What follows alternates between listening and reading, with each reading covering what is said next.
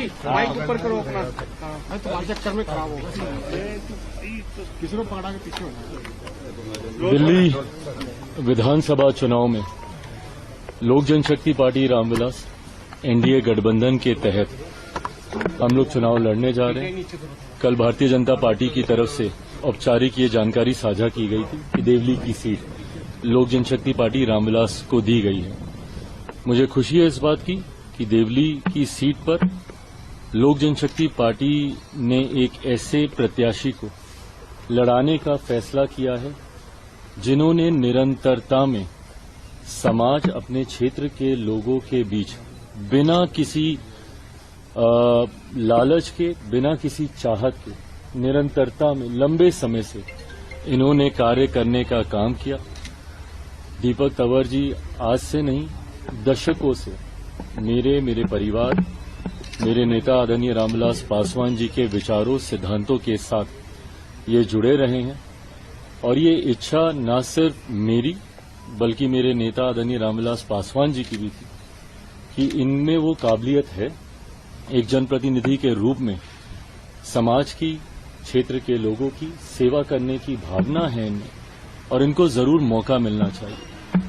मुझे खुशी है कि आज लंबे समय के बाद इनको वो मौका मिला और उम्मीद ही नहीं पूरा विश्वास है कि गठबंधन के तहत देवली सीट से जो ये चुनाव लड़ने जा रहे हैं इनकी जीत तो सुनिश्चित है ही, बल्कि मैं मानता हूं कि एक बड़े मार्जिन से ये वहां से जीतेंगे।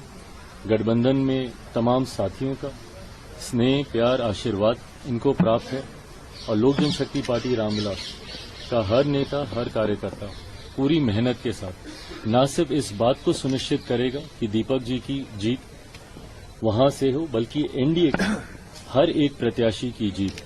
मैं ये मानता हूं कि जिस तरीके से मौजूदा सरकार के खिलाफ लोगों में आक्रोश है, पूर्व मुख्यमंत्री केजरीवाल जी की नीतियों से, उनके झूठे वादों से जिस तरीके से दिल्ली की जनता लगभग पिछले एक दशक से परेशान है, इस बार दिल्ली की जनता ने मन बना लिया है बदलाव का।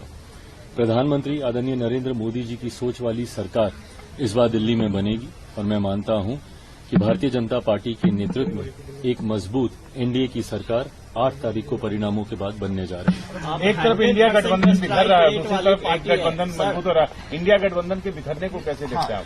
भाई, इंडिया अलायंस तो अब रहा ही नहीं ना। उन्हीं के ही नेताओं ने औपचारिक घोषणा कर दी, कई घटक दलों ने भी यहां तक बोल दिया कि भाई लोकसभा तक ही ये अलायंस था।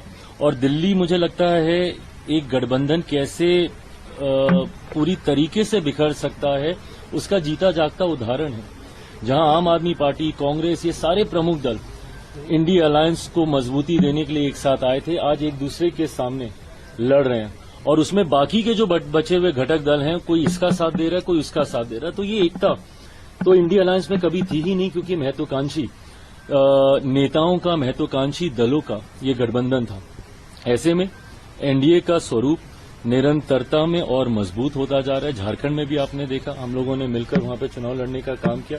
दिल्ली में भी जनता दल यूनाइटेड हो, भारतीय जनता पार्टी हो, लोक जनशक्ति पार्टी रामविलास हो, मिलकर हम लोग चुनाव लड़ रहे हैं और मैं मानता हूं कि जिस तरीके से हरियाणा के परिणाम रहे, महाराष्ट्र के परिणाम रहे, उसी तरीके से एक लैंडस्लाइड विक्ट्री की ओर एनडीए और भारतीय जनता पार्टी बढ़ रही है।